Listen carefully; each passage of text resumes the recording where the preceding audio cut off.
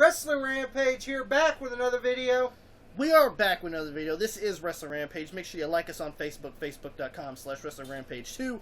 Follow us on Twitter at Wrestle Rampage. And hit that subscribe button because we have other great videos coming to you guys. Right now, we're going to do 5 questions with Wrestling Rampage, which is our equivalent of Q&As, where viewers of Wrestling Rampage send us questions via Twitter or via Facebook or in the comments below. So make sure if there is a question that you guys want to ask us, make sure you do it in the comments below on our Twitter or on our Facebook, which can be linked in the description below. Yes. So let's get started. 5 questions with Wrestling Rampage. The first question is, what was worse, the Finger Poke of Doom or Jeff Hardy versus Sting at TNA Victory Road 2011?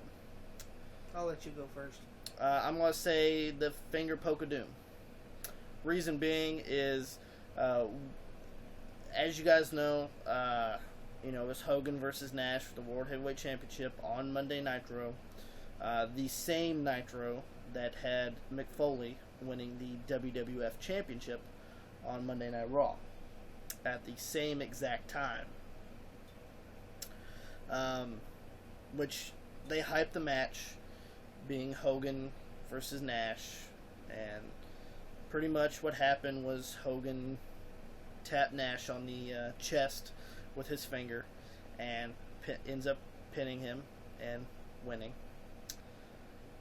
What it did was WCW and Eric Bischoff, because Eric Bischoff was running WCW at the time, all they really did was they opened Eric Bischoff and WCW and Ted Turner's mouth, and they pissed right in their fucking mouth.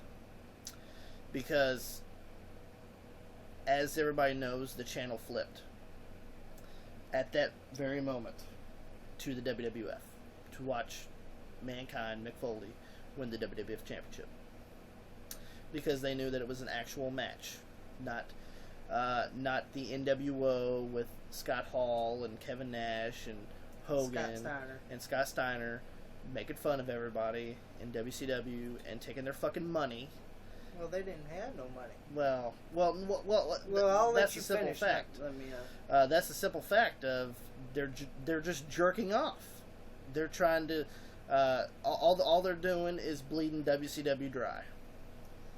All right. About this Finger Poke of Doom, and I have to agree it's the Finger Poke of Doom, because, like he said, you got fucking Nash and Hogan coming out for the fucking match, and then fucking Hogan just finger pokes him, and you hear Tony Schiavone on commentary. What's going on? What do you think's going on, Tony? They're here to take a shit in the ring, and fuck. What's going on here? What do you think's going on, Tony? Goddamn, they don't care. All right, Tony Schiavone, what's going on here? What do you think's going on, Tony? Goddamn. And then fucking, here comes Goldberg, and he gets squashed in the process, getting his fucking bald ass head fucking red and black on his fucking bald head and shit. Fucking here comes Lex Luger to add more wounds to the fire. And then fucking people. And here's the thing: this is the night the fucking, and then the fans in that arena. Okay, I would ask for my money back, but here's the thing: they were giving away free tickets to a Nitro, so you couldn't get your money back. You know it was free admission. And then fucking on commentary, fucking they were saying, oh, you don't want to watch WWF. Mick Foley, who wrestled here as Cactus Jack's going to win the world title. Oh, it's going to put a lot of butts in the seats. Well, let me tell you, I'd rather see Mick Foley, Cactus Jack, win the WWF title than see fucking old fucking Big Lazy and fucking Hulk Hogan, who had more fucking, who fucking raped and pillaged that company, fucking have a fucking Finger Poke of Doom segment. It was a slap in the face to the fans. Slap in the face of WCW. It was a slap in the face of WCW, and for Eric Bischoff to accept that and let them do it is fucking. That's how stupid he is. No wonder he don't have a job. No wonder he writes controversy creates cash. But then again, Eric Bischoff and Hogan was also involved in the Sting and Jeff Hardy match at TNA. There you go. There you go. So there you go. So you got 2 shitty ones right there. Jeff Hardy on coke. So what's that do for you? Oh, it's gonna be a short match, Sting. Yeah. Sting was like, goddamn, I didn't know it was gonna be a quickie. Number 2. Give one reason why you like WCW. I can give you 1,000 reasons why we didn't like WCW. 1,000 reasons why I didn't like it. It starts with capital N, capital W, and a big capital O. But NWO. And I didn't call it the New World Order. I call it the fucking Old World Order. Fucking, you got Sky Hall, about 50. You got fucking Big Lazy there. And you got fucking Hogan there. You got Big Bubba Rogers. And you got all these fucking guys that no one cared about. Virgil. And you got Virgil on there that no one cared about. And then, now let's tell you why I didn't. The thing that I enjoyed about WCW was the underneath matches. The mid-card matches. Cruiserweight Championship matches. The lower card matches. Because their main events were the shits.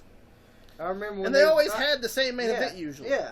Fucking, oh, here on Nitro! You're going to see Sting versus Hulk Hogan. We've seen that on Starrcade. Kevin Nash versus Hulk Hogan. Well, I don't want to see that. You know? Fuck, Raw had better main events, but they had lousy undercards at the time. Yeah. It was completely flip-flopped. You know, fucking Nitro had the hotter hand with the undercard match, but shitty goddamn main events. The fucking WWE have fucking shitty undercards, but great main events. Reason why I like WCW is, I did like early WCW in the 90s before the Monday Night Wars. I actually enjoyed mid to early 1990s of WCW. But I don't know. I mean, I like the Cruiserweights. I like some of the big players that weren't signed. Like, I like Sting, Ric Flair, Booker T, DDP. I mean, I like some of their major stars, but they always got squashed every week by the NWO, so it was kind of pointless. Number 3, who was John Cena's greatest rival in your opinion? Edge. Hands down, Edge. Going back to when Edge cashed in his Money in the Bank briefcase at the New Year's Revolution pay-per-view, pretty much got the highest segment ever in Raw history. Yeah. Up to that point, I think it was like 5 or 7 years at that point. Yeah, with that sex celebration. The live sex celebration with sexy ass Lita. You know. And going into the Unforgiven TLC match. Yes. Which was epic. Right there in Toronto. Edge's hometown, which was awesome, by the way. Edge actually started tearing up. Yes. When he was out there with the hometown crowd. But I'd have to say hands down Edge. Oh, yeah. They had some of the best matches of their career together. I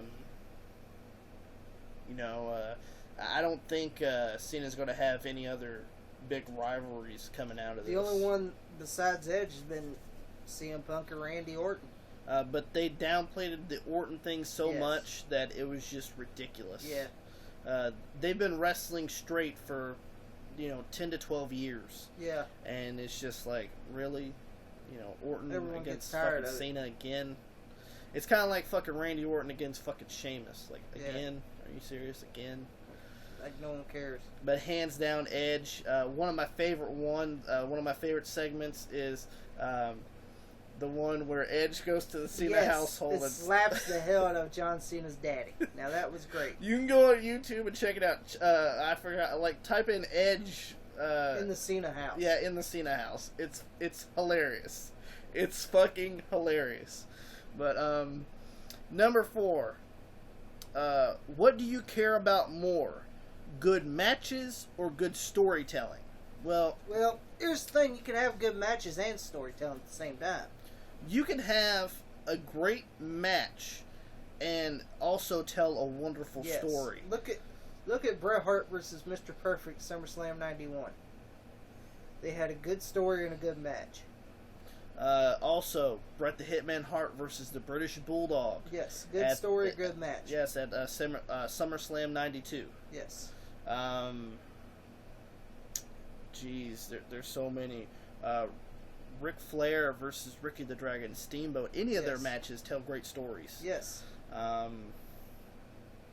that there's Shawn Michaels. Yes. Can put on hell of a matches and tell a story. Look at Undertaker versus Shawn Michaels, WrestleMania 25. Yes. The best match on WrestleMania 25. Yeah. Hands down. If you put in the effort in your match, you can also tell a story. Yeah, you can have good matches and a good story.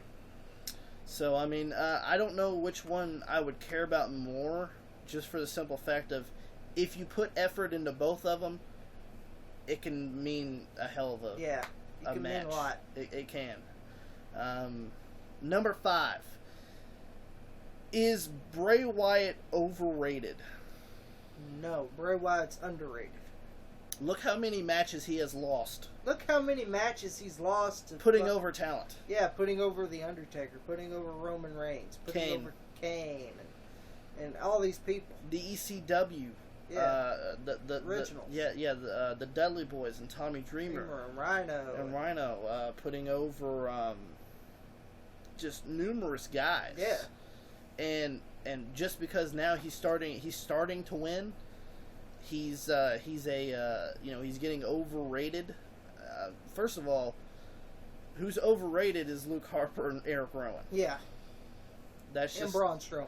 And I like Braun Strowman over Harper and Rowan. I do too. Yeah. I like him better than Eric Rowan and Luke Harper. Yeah. But I like Bray Wyatt overall.